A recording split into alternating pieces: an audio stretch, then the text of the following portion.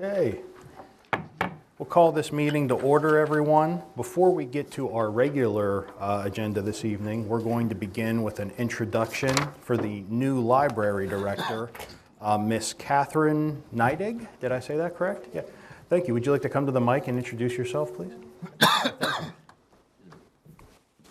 Good evening, everyone. Thank you for giving us this moment of your time. I'm Terry Wood, and I'm the current president of the Board of Trustees for the Murrysville Community Library.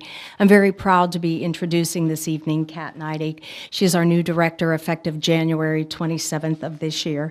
Just a brief moment of a little bit about her background. She has an undergraduate degree from the University of Pittsburgh with a bachelor's in anthropology with a minor in art history. She then went on to get a master's degree in library and information science in 2020. In that same year, which was the best of times and the worst of times in 2020, she joined us.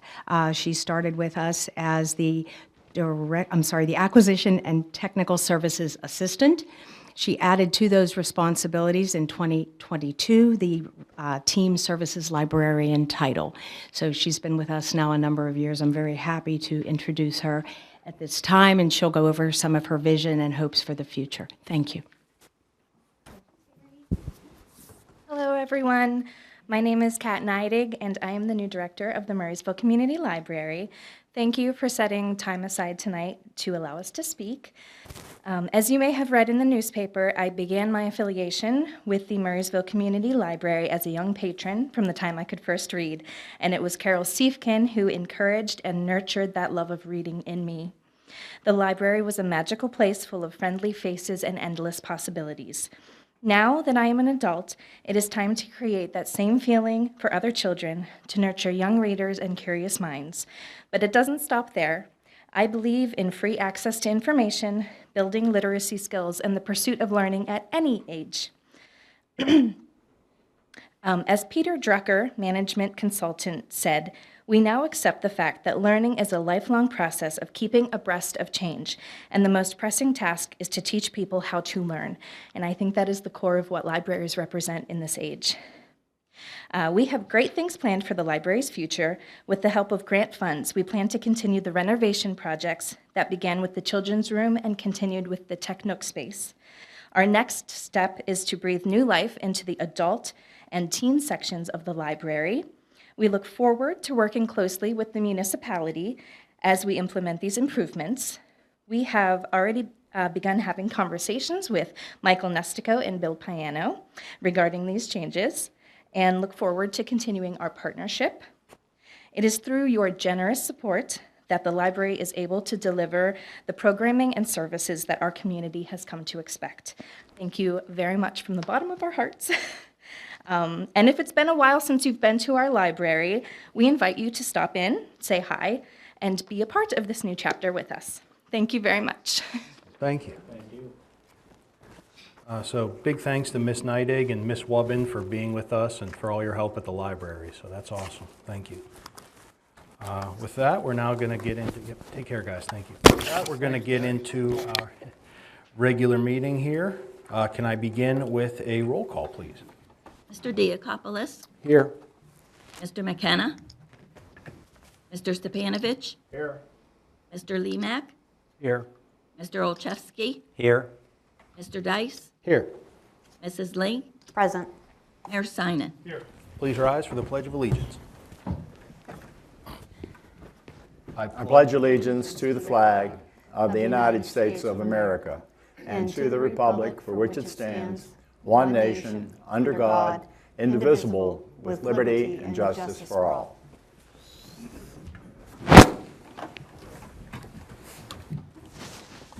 Okay, Mr. Nestico, do we have any unlisted amendments this evening? None for this evening. Okay, thank you. That brings us to our consent calendar items. Do we have any questions or concerns about the consent calendar items? Hearing none, can I have a motion, please? Motion to accept the consent calendar items from last meeting. Second. Let's go Carl and Jamie. Any discussion? All those in favor, please say aye. Aye. Okay, the consent calendar items are unanimous. Thank you, everyone. That brings us to comments by the mayor. Thanks, Mr. Dice. First up, we have our tax planners coming up. ART Tax Prep Services. Appointments are required in advance. You have to call 724-374-8176. If no answer, leave a message. There's no walk-up service. These will be held at the Murraysville Community Center on Carson, February 21st, February 28th, March 14th, March 28th, and April the 11th. Next up is our glass recycling pop-up collection event, which has been rescheduled. It was originally scheduled for March 15th. It's been rescheduled till Saturday, June 28th, 2025 at 4200 Sardis Road at Veterans Field. It's sponsored by the Municipality of Murraysville and Republic Services. Residents are also encouraged to support the Loaves and Fishes Emergency Food Pantry by bringing non-perishable food items. Food pantry volunteers will be at the pavilion accepting drive-through donations during the same time. Next, we have a blood donations, a flurry of hope from the American Red Cross. The Red Cross blood drive will be Wednesday, February 19th from 10 till 3 at the Murraysville Community Center. Those who donate blood, platelets, or AB Elite plasma January 27th to February 28th will receive a $15 e-gift card to a merchant of choice. Next, Rock Talks presents. Eric Sellinger hosts another fabulous session of Rock Talks. In celebration of St. Patrick's Day, let's rock out Irish style. From early folk influences like the Chieftains and the Dubliners to the Celtic punk rock of the Pogs, Flogging Molly, and Dropkick Murphys, plus classic hard rock from Gary Moore and Thin Lizzy. But Not the Boys are back in time. Come and listen. It'll be a great crate. Even go bra and rock on. This is at Murraysville Community Library, Tuesday, March 11th at 6:30, and it's free. Lastly, we have Studio Mini Dance for ages 2 to 5 years. The class is, the beginning class is 2 to 3 years to Tuesdays, March 11th to April 15th. It's 9:30 to 10:15 a.m. at the Murraysville Community Center. The instructor is Sarah McIntyre, and the fee is $108. For the older children, age 4 to 5, it's Tuesdays, March 11th to the 15th, starting at 10:15 and ending at 11. Again, Murraysville Community Center, Sarah McIntyre, the fee is $108. That concludes my announcements for this evening. Thank you. That brings us to comments by the Chief Administrator, Mr. Nestica. Yes, just one update for council. As we've talked about the last couple meetings, we are still working on the traffic lights on the highway. We are getting close to having the issue resolved. I think I mentioned last meeting that we needed a new piece of equipment to get the system back up and running. That order was placed, and the item should be coming in within the next week or so. And the police department cameras along the highway are now back up and running as well. I don't know that I had mentioned that at a prior meeting, but those were also down in conjunction with the rhythm system that we have. So both of those items are getting back on track, and I think folks in the community should see a change here within the next couple weeks as to the timing of the lights and kind of back to what they're used to with the lights synchronized and working as expected. That is all for this evening. Thank you, Mr. Nestica. That brings us to community input. Verdale, can we see if anyone has signed up?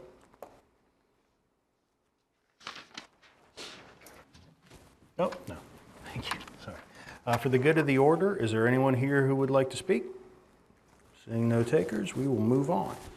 That brings us to liaison comments and committee reports. Let's start on this end, Jason. So the library, we just heard Kat's the new director. The next library meeting is in 2 days on Thursday. Thank you. Carl?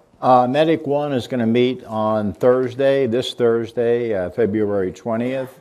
The Parks and Recreation Foundation meeting was postponed till this coming Monday, the 24th at 9 o'clock here at the municipality.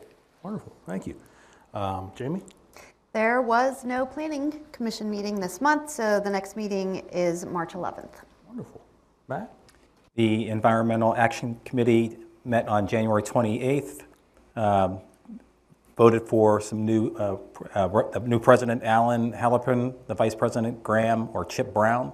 The secretary is Jennifer Shepler. Updates with Kistler Place, the pond's in place and the site work was completed. Summerhill second phase project, the subdivision and land development applications to be reviewed at the February EAC meeting, which will be the end of February. And Whispering Woods, the pre-construction meeting is complete and the excavation has begun. And then Growing Greener grants or updates made to 3 different parking lots that are coming in the summer and the fall of 2025, the clubhouse at the community park, the community center, and Kovalchek. Awesome, thank you. Detail. Eli? Yeah, so the pension committee had its year-end presentation at the last council meeting, so no update on that. Awesome. And FTMSA meets tomorrow at 6 p.m. at the plant. With that being said, we'll now move on. Under our workshop items, we do have a discussion regarding SP 624 and SP 1624, which is the Tobin subdivision, a minor subdivision, and final land development application involving about 10 acres of R2 zoning. So with that as the preamble, Mr. Nestico or the developer, do you want to come forward? Yes, this is in conjunction with item 14A and B on your agenda. This development is, as it states, 10.6 acre subdivision on Klein Hollow Road.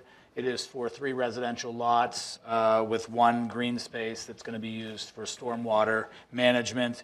It'll be accessed by a private drive. The Planning Commission did recommend the item for approval with 5 conditions that can be discussed, and we have Chris Kearns here from Ecoland Solutions to be able to present the development to council this evening tonight. Awesome, thank you. Good evening. Thank you, Michael. My name is Chris Kearns with Ecoland Solutions, the engineer representing the project. As he said, it's about a 10-acre parcel. It's directly across from Barrington High. Putting a private driveway up into the property. There's a large gas line that goes through there with like a 60-foot right-of-way. So we got to get across that and up to the top of this property to be able to do anything with it. As part of that, it's going to be just a private driveway shared by those 3 lots. It's going to meet the parameters that Murraysville has kind of made a precedence of approving, 15 feet wide, having a maximum slope equal to the maximum slope on a private driveway per the ordinance. Sanitary sewer is going to connect over into Fair into that sanitary sewer manhole that's on Fair Oaks Drive. And the MAWC will provide water. It's going to come up, and there'll be certain individual service lines for each of those lots to tap into along the street. NPDES permit has been submitted. I expect approval with that. We've received some minor comments back, addressed those, and got it back in. So I expect approval with that within the next week or 2. And that's it in a nutshell. So I'm here to answer any questions you may have about it. Awesome. Council, questions or concerns from Mr. Kearns? Just quickly, I didn't see in the support documents, but the approximate size of the lots? They range in size in the 2-acre range. One is real close to 2 acres, and I think one of the larger ones is like in the 3-acre range. I have it here in front of me if I could. Could probably pull it up as well here.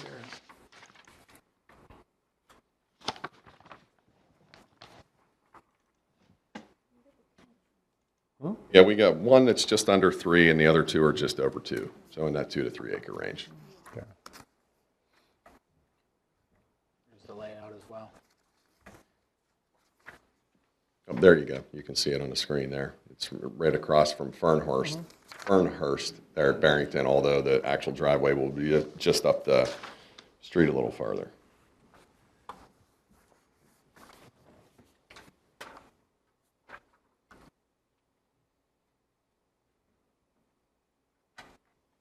Okay. Other questions or concerns from council? And I'll just ask generally, sir, are you familiar with the conditions that the municipalities talked about? I believe there's 5 of them. Yeah. And yep. Is the applicant? Any other questions or concerns from council? Just, are there any issues with sight distance coming from the driveway as it relates to Fernhurst? It's interesting you asked that question. As I was going through this, reviewing this, I look at some of these comments that we kind of get bogged down in the weeds about, and I'm like, site distance never came up. That's like an important thing, right? It's the first thing we looked at when we did the property. It meets all those requirements as specified for PennDOT for a driveway like this, at this speed limit of roadway. It's literally the first thing we did. Okay. Council, I think that'll wrap it up for this part of the agenda, and we'll be voting on this very soon, sir. Thank you. Thank you. Yep. Okay, that brings us to our council action items this evening. We'll begin with 13A. Can I have a motion, please? Motion to authorize approval of the 2024 Volunteer Service Credit Program, notarize eligibility list for Murraysville Volunteer Fire Company and White Valley Volunteer Fire Company. Thank you, Jamie and Eli. Michael, any lead-in you want to do? Was that Pretty straightforward. I can give you the numbers for each of the companies. I apologize, I don't have this up in front of me. Shoot, I don't have the number here on this briefing, but I believe it was in the range of 15 or so individuals from Murraysville and around 6 or 7 that were eligible from White Valley. It's the same pretty much year in and year out. It's around the same amount of individuals or volunteers that receive this credit. And as we've talked about in the past, Sardis, most of their enrollment comes from outside of the municipality, and they're not eligible for this service credit. Okay. Not about this, but just I realize, and I think most of the members of council realize that Sardis, a lot of the volunteer firemen don't live in a municipality, so therefore they cannot be part of this. But has there been any consideration of giving, because as I understand it, and of course I think the mayor has mentioned this, that the number of volunteer firemen is decreasing overall. Is there something we could do for the Sardis volunteer firefighters in the way of a stipend or kind of a thank you, or do we do something already? That is certainly possible. We've had some internal discussions with the mayor. We want to look into what options might be available and see what we can do, knowing that we rely heavily on their volunteer service, but unfortunately some of them cannot avail themselves of this credit. So I think that's something that we're going to take a look at internally. Staff is going to look at the impact on the budget and what options might be available. And I would expect that this may be something that council hears more about in the near future, and whether there are any options to try to assist those volunteers that are committing time and energy to the municipality. And certainly we are appreciative of their efforts. They are one of the companies that we lean heavily on. So I would say that that's probably something we'll hear about more soon, but nothing in the works right now. I would just second Carl's sentiment. Okay. Absolutely. So, absolutely, anything we can do for other volunteers, let's look into it. Let's make sure we do it. Any questions or concerns, though, about this list before we vote? Okay. All those in favor, please say aye. Aye. Opposed? Okay. 13A is unanimous. Thank you, everyone. 13B was a misprint that shouldn't have been on the agenda. We will advertise and get that on our first March meeting, so we'll proceed right to 13C. Can I have a motion for 13C, please? Motion to appoint Emily Malasey as Director of Community Development. Second. Let's go Jamie and Jason. Pretty self-explanatory. Michael, anything to add? I would add just a little bit. It's a pretty exciting opportunity in the Community Development Department. Ms. Malasey has been with the municipality for over 7 years in an engineering role, but she's also handled quite a bit of the community development side of things, especially more recently. As council is aware, we haven't had a community development director in some time. That role was being filled. Most recently, I've been kind of assisting as the named development director, and prior to my time, the previous chief administrator was doing the same thing. So the last time that we had an exclusive director of that department, it has been a little while. I think that Emily certainly fits the bill for the municipality. We are hiring an employee in that department that will begin on March 10th as a deputy director. The long-term goal may be to help transition that person into the director capacity. That may coincide with Emily taking on a director's role in the engineering department. So there are a lot of different opportunities for the municipality to advance that office, that department forward.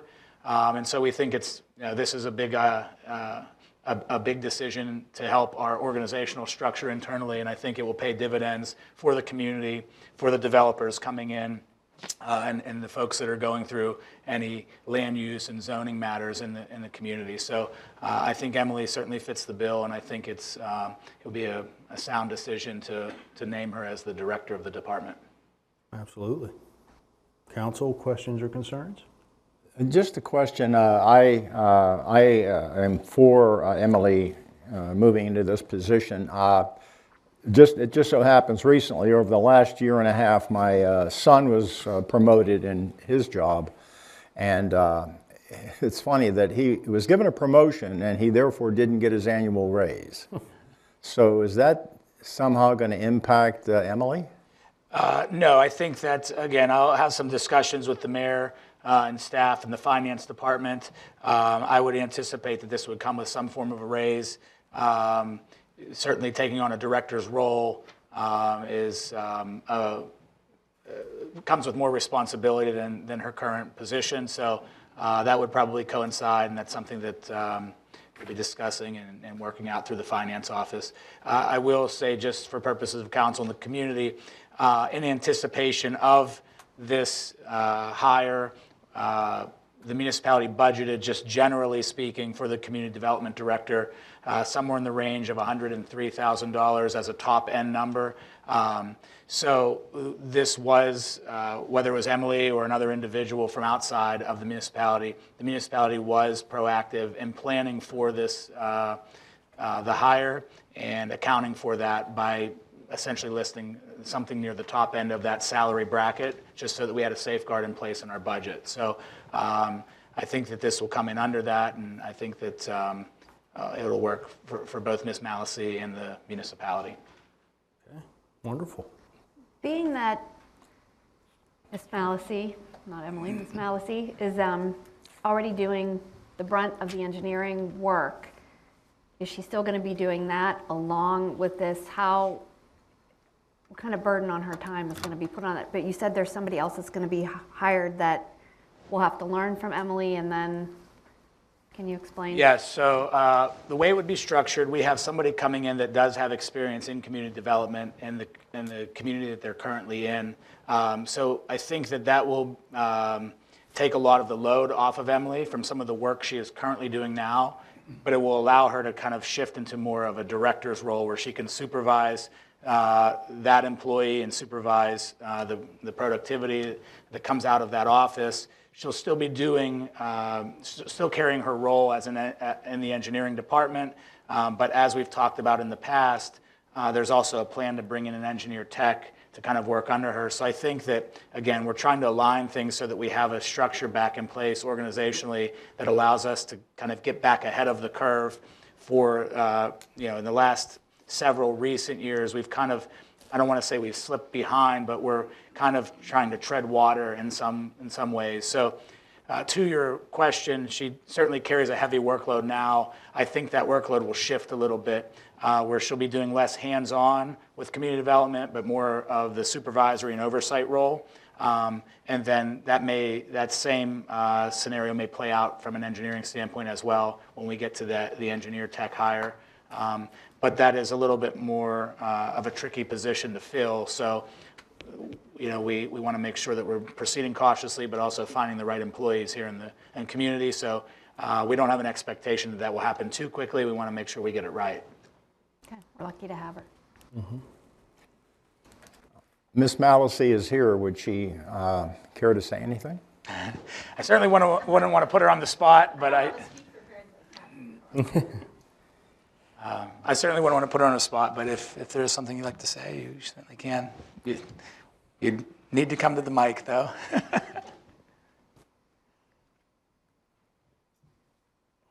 I've been here for just a little over 7 years, and I've really appreciated my time here.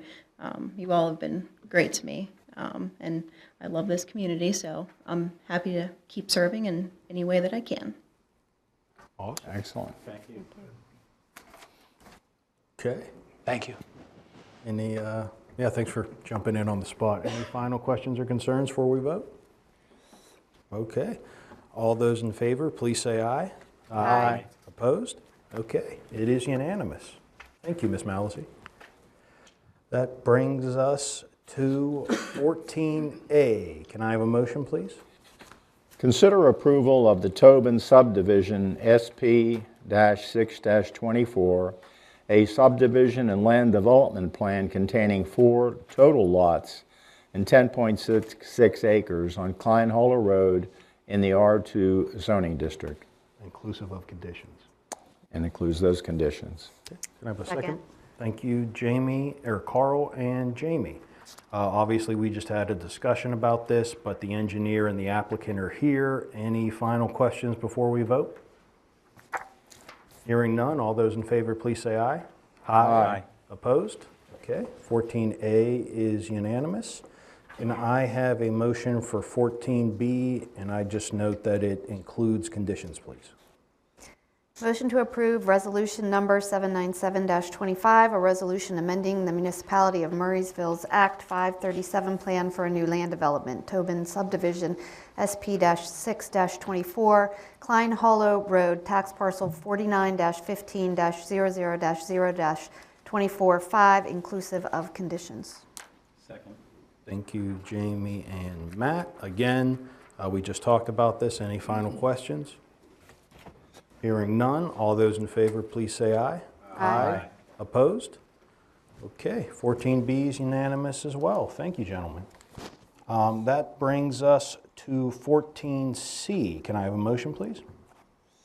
Make a motion to approve resolution number 798-25, a resolution amending the Municipality of Murraysville Act 537 plan for a new land development, Castiglione subdivision, SP-7-23, Westertown Road, tax parcel 49-12-00-0-051 and 49-08-00-0-012.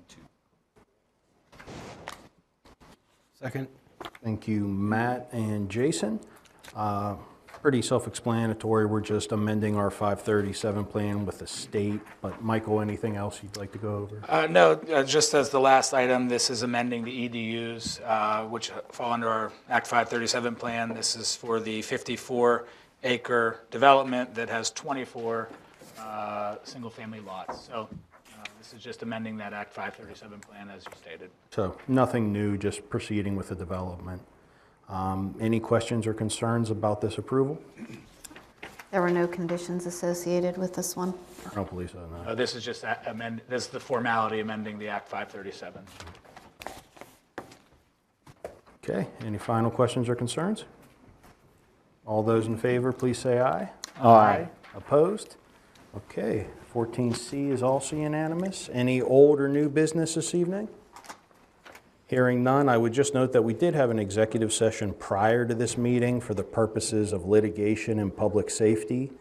We're not going to have an executive session after. Seeing no other items, can I have a motion to adjourn, please?